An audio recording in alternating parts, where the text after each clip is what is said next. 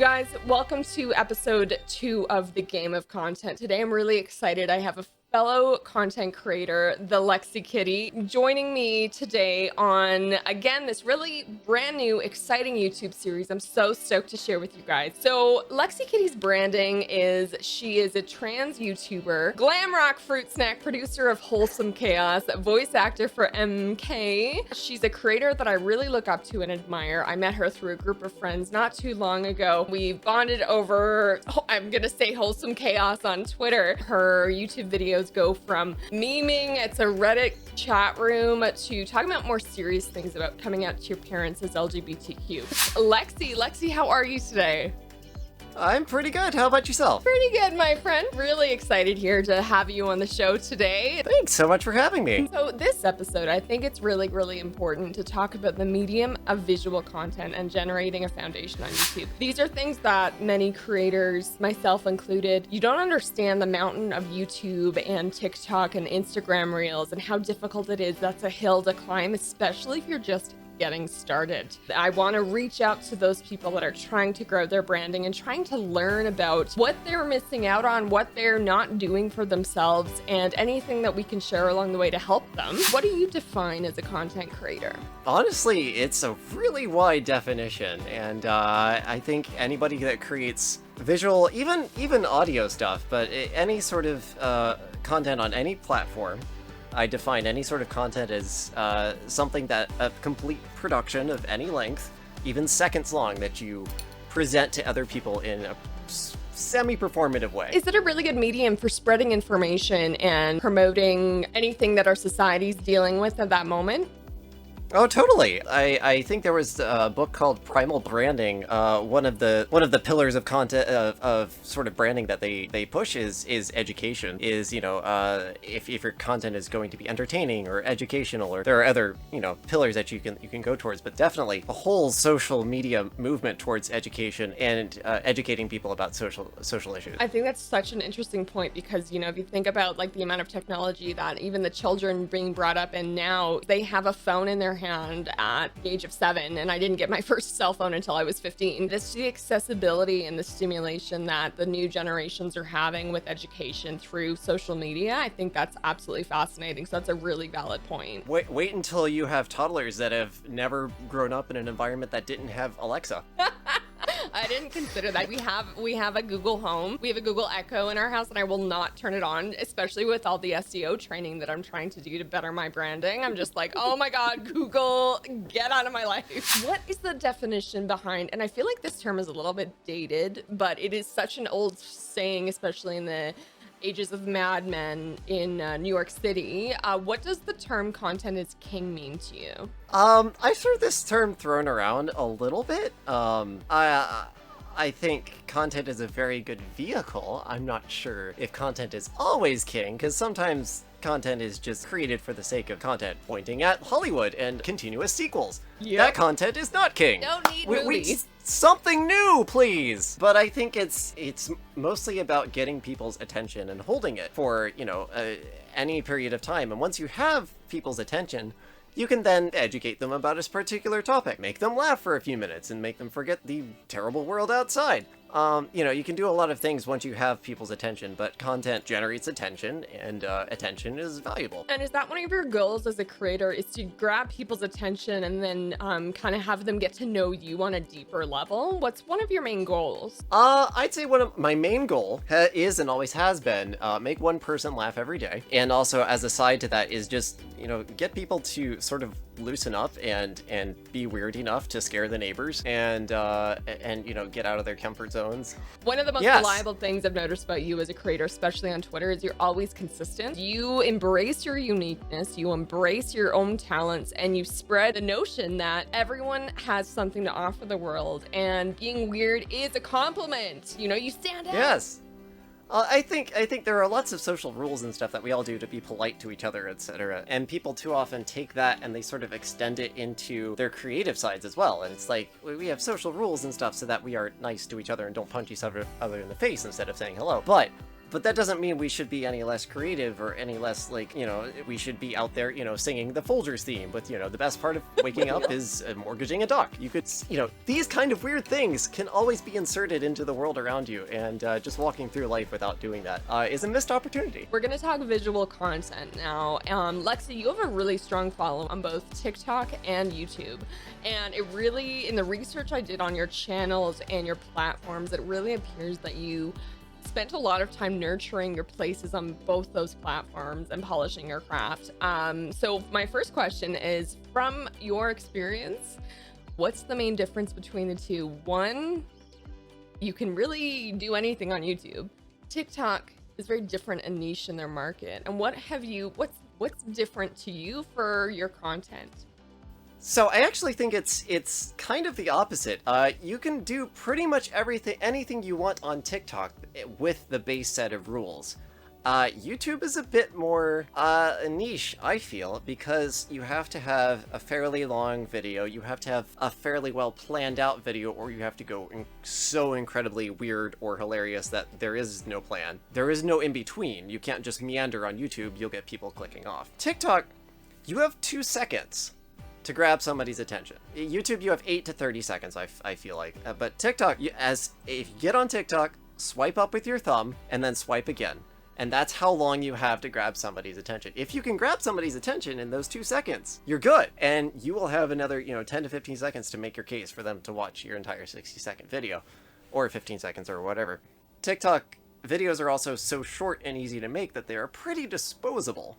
In that, if you want to try something new, go for it. We're talking about TikTok and the time you have and the attention span of your viewer. You said it was about 2 or 3 seconds. And what reminds me of that is I think about the old marketplaces and bazaars where people were trying to sell their products and waving at people walking past them, especially like, in big tourist areas. Yeah, it's the same thing. You have 2 or 3 words that you can shout your wares, because you are selling content for somebody to spend their time on. Time is currency. Time is the most valuable thing people have. What makes you more important than the list of 50 other things that, that person wants to do right at that second? Go downstairs and eat Cheez-Its. Go watch, Gravity Falls, or play a game. Like, you have to make your case for that 60 seconds. Nobody owes you that time, but you can make it worthwhile their time. So it's the same sort of thing. I like to think of it as the old, when people would flip through channels late at night and you're trying to find something to watch. You have about 2 seconds of scrolling through channels, and back then you had commercials to fight with too. Forgot all about those commercials, right? Now you just get them on YouTube. But the YouTube commercials are really interesting now. Like, I'm like, 5 seconds, sure, and this is very interesting. Yeah, they've improved a lot. They used to start this thing with a big cinematic opener and all that stuff, and then 5 seconds was up, and everyone just hit skip ad. Like, you gotta sell your product in the first 5 seconds. We're not gonna sit around and be like, oh, that's pretty, goodbye. So Lexi, why do you feel short form visual content is really important to our society right now, especially in the year we just had with COVID-19? I feel like it provides a lot of different windows into a lot of different worlds very quickly, as opposed to YouTube videos where everything is very consistent themes, and we have series and like entire channels devoted to one theme or type of video. Short form content will give you 50 different people with 50 different experiences in 50 minutes or less. It just challenges everyone to really understand their belief. Like, we look at the American election that had passed and all the fake news that was being spread around on social media. And so that is the dangerous part of the accessibility we have. But I would absolutely agree with you that there's so much at once, Oh yeah, totally. And I mean, it's TikTok especially for short form video content, and reels and shorts as well. It's a roulette wheel, and it's even set up like the app itself is set up like a casino. But I never considered that. It absolutely is. The next time you're in TikTok, try to check the time. You'll notice that at least on iPhone, it hides the time, and that is something that casinos also do, is so that you can't keep track of how long you've been on the app. And the way that people create content, you'll get a video with a bunch of views and a bunch of likes, and TikTok will really push that video hard, and then it won't push a couple videos for a while, and you'll be like, oh, this is depressing, and then you'll hit another one, and you'll hit the jackpot, and that'll keep you coming back for more. The entire app is very roulette. I was doing some research on TikTok a few weeks ago, and just, because I think one of the most humbling parts about being a content creator is you become very, very astutely aware of how little you know. And Yeah. especially when you're trying to grow your own channels and platforms, right? But I was looking on researching about TikTok, and they said that you have a 20-minute window when you release your video to get attention, and if not even a small number of people see it or interact with it, then it's gone. It's off the algorithm. It's buried. And I was like, you know what? TikTok makes sense why they do that. But I'm also like, there's some people that have really fire content, Yeah, TikTok is not where you go to sit down and have a good series that you have spent hours or days of writing the scripts and outlines of. That is not what TikTok is for. That's the same thing Twitter. If you spend hours drafting a series of tweets that weave this incredible hidden story through several tweets, that's very cool. That's very nice. That's a lovely idea. Don't do that on Twitter. Get a blog and go to WordPress. Because no. Well, even then, that is not the place for it. Tumblr maybe, but it's not the site for this video will do well because it is good. It is the site for this video might do good, but it should stand on its own, and it should be more of a tester. I use Twitter a lot for testing ideas for longer form videos. I'm not going to write out the entire idea in a tweet in case that tweet bombs, because sometimes Twitter is just dumb. I'm gonna talk about a little bit of shameless self-promotion with you. I mean, I look up to you a lot as a creator, and I kill myself laughing at some of your videos. They're so funny and they hit the nail on the head. But I want to talk about what you appreciate the most about yourself, because I think a lot of content creators battle, we're so mean to ourselves sometimes, and I feel like it's really important to celebrate the things that we're good at. So what's a strength that you feel that you bring to each of your videos? Were you always a performer, producer, editor? You seem to really generate genuine joy when you are editing and creating. What's your skill set that you love about yourself? I'm sorry, did you come here expecting me to have self-esteem? You came to the wrong place! Excuse me. I have always been a performer. My degree's in violin performance. Yeah, no, I have a degree in violin performance from one of the top conservatories in the country. I always loved the performance aspect of music. I was always more of a tech person, more than music. There was a whole, parents forcing you to do music stuff. I always liked performing, and mainly entertaining people and getting people to laugh. I like to think that I can sometimes make people laugh. You can't ever say on the internet that you're funny, because Never. someone will You can immediately never say- shoot you. You will get shot. You can't say I'm funny, because everyone will be like, ha ha, no you're not. You're very unrattled by any negativity. I want to jump into how you navigate, I don't want to say the haters, but how do you navigate people that are clearly very broken and have a hard time relating to other people and project that hatred onto your videos? What do you do for yourself to navigate that? You call them a pile of warm mayonnaise and move on with your life.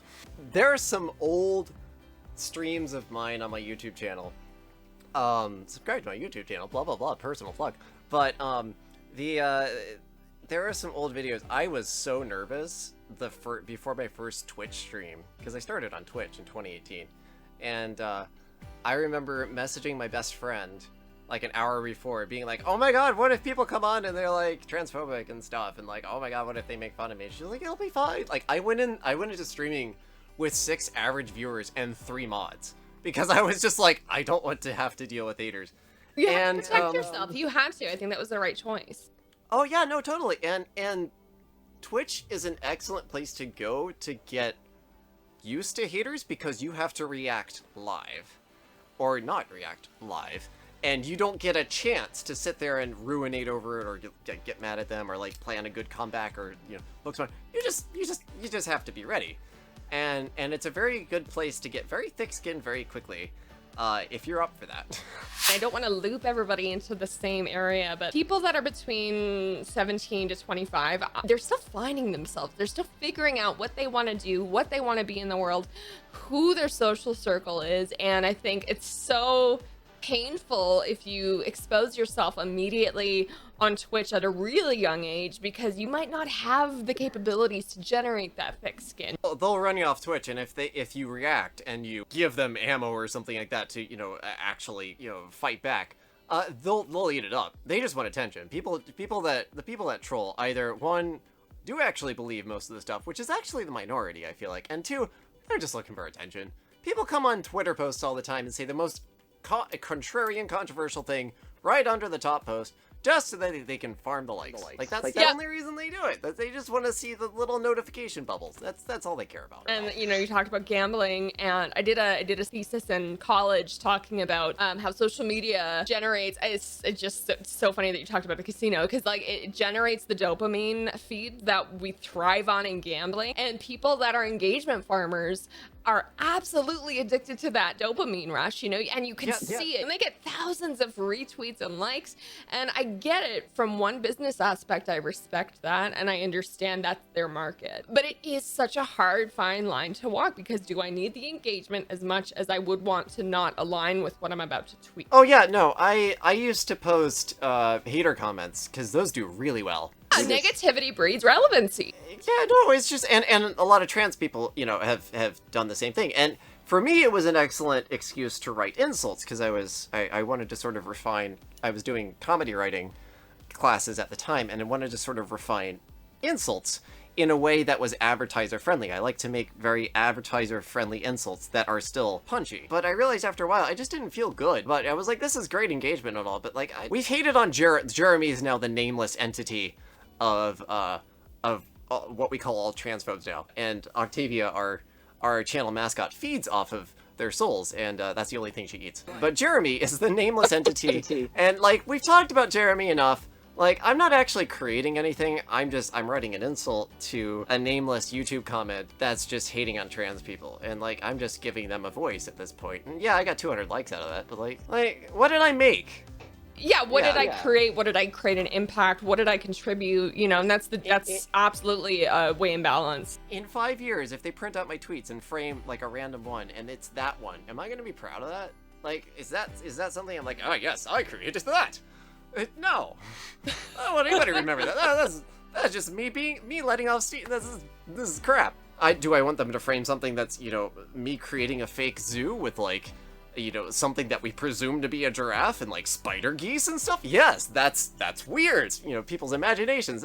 This hater comment stuff just doesn't make you feel good. It's a society of instant gratification and people that need to be seen. I have turned off tags, and actually I need to fix it because I'm missing fan art now and it's making me upset. But I've turned off notifications for people I don't follow. Because during the election and directly after, I was lighting into some people, and like, I was having none of their BS. And I either do everything with I don't care, like I have 0% care for it, or I do it 137%. There is no in between with me. Like, it's all passion or nothing. And trans rights are one of those things that is 137% get out of my way or you'll be run over by a train passion. There was a lot of that, and a lot of the anti-masker stuff. I'm violently anti-masker, violently anti-vaxxers, and I was just lighting into people. And at a certain point, I was like, I need to step away. I'm sure some of it, somebody's gonna be like, this person is toxic, and like, I don't care. But because I probably was, and I don't care. I turned off replies to like notifications for people I don't follow, because that stops me from going back to the debate. I'll still toss out a spicy reply or something and be like, oh, you're dumb. Yeah. But then I will never get the notification if they respond, and just like move on with my life. How many views the trans hashtag has worldwide? And no, there's an article that there's no warning for these creators that they were getting banned. And suddenly they had like thousands and millions of followers, and TikTok just removed their account. TikTok is incredibly inconsistent with their moderation practices. Really? And their harassment net is, I have not figured it out yet. It is either the size of a single Lego brick, or it is the size of the Atlantic Ocean. And it's one or the other. It's never in between. There's no nuance with TikTok moderation. It's either, oh, that is very clearly porn, we will let it slide. And then there is, oh, you acted somewhat aggressively. That is harassment. Your account is goodbye. Have you ever lost your account? I've never. I had a video put up. I replied to an anti-trans comment. Like, did a video reply to a comment. And that got put up for review for like 2 hours, and I appealed it because I was like, I was very clean with everything. I did all of my, insults were advertiser friendly, but yes, I was, pretty adamant about it. And it got put back up, and then it went viral. So I don't know. And you're doing them a favor as a business, right?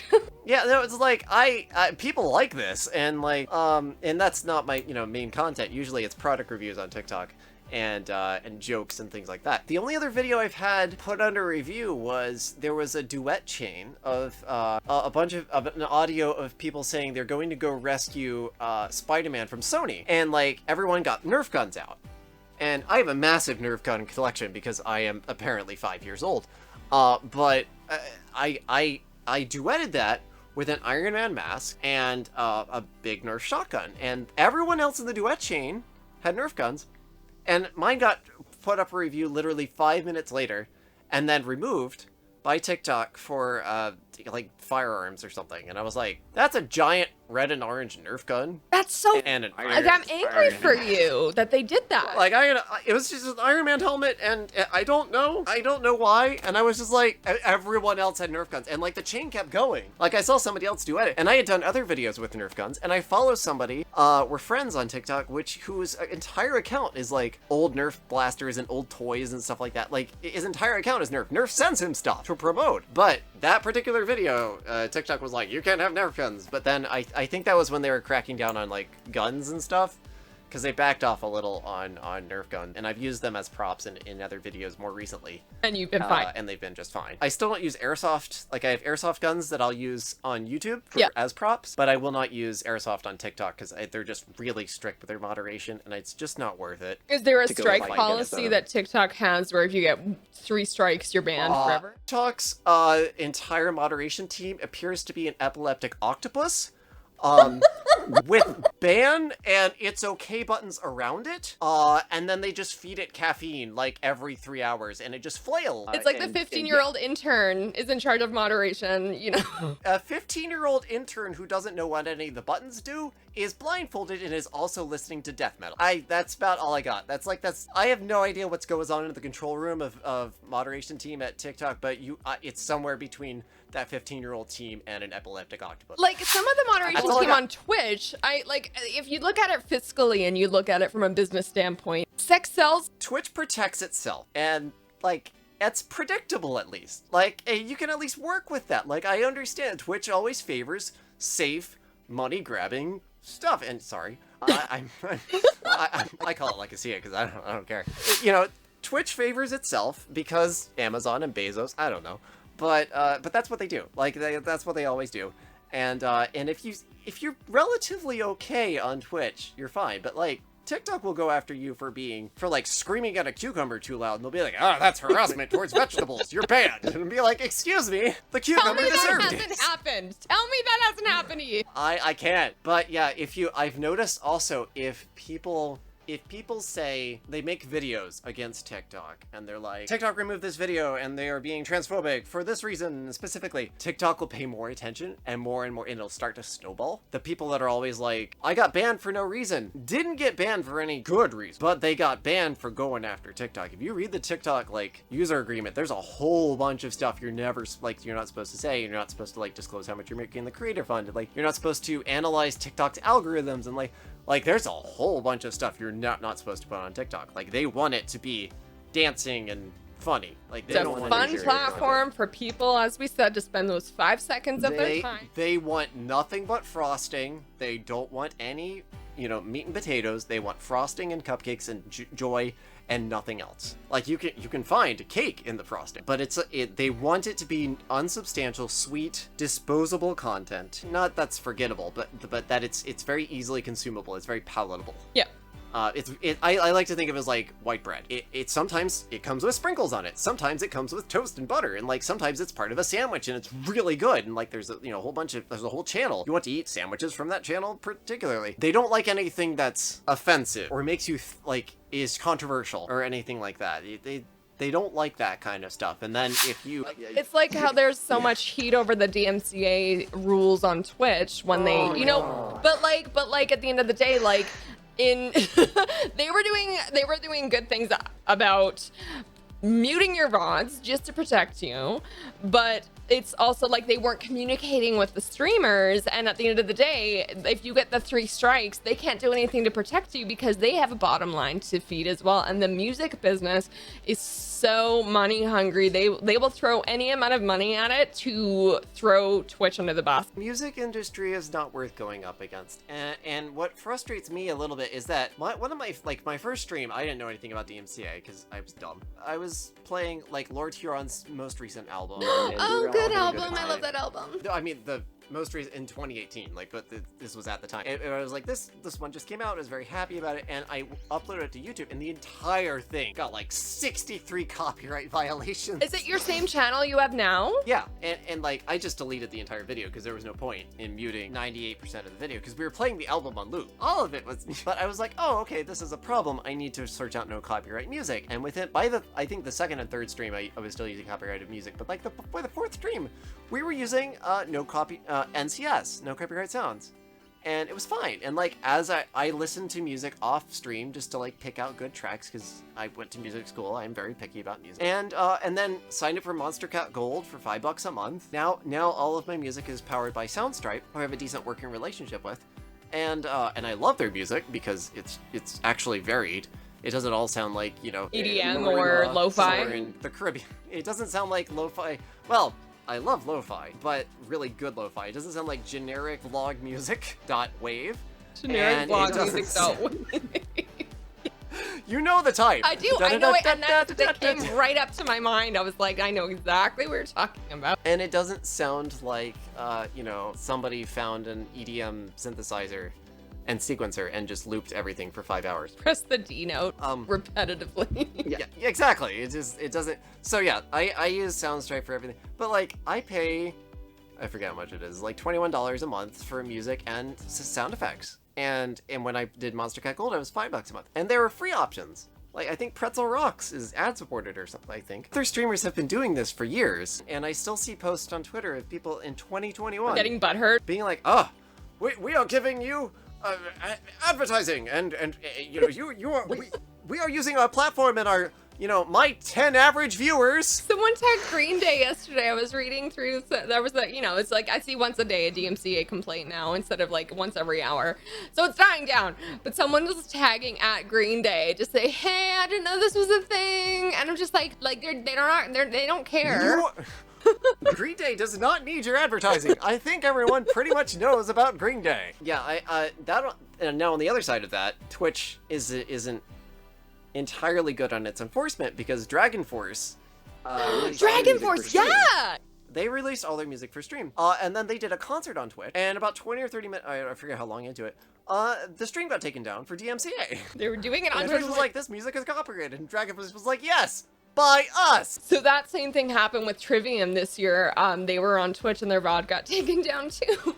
Didn't Metallica was playing? Metallica's one of the like super DMCA hungry, everything must be, like they're super aggressive about it, even for like remixes. Well, their drummer in the 90s was going after Napster. Okay, yeah, they were.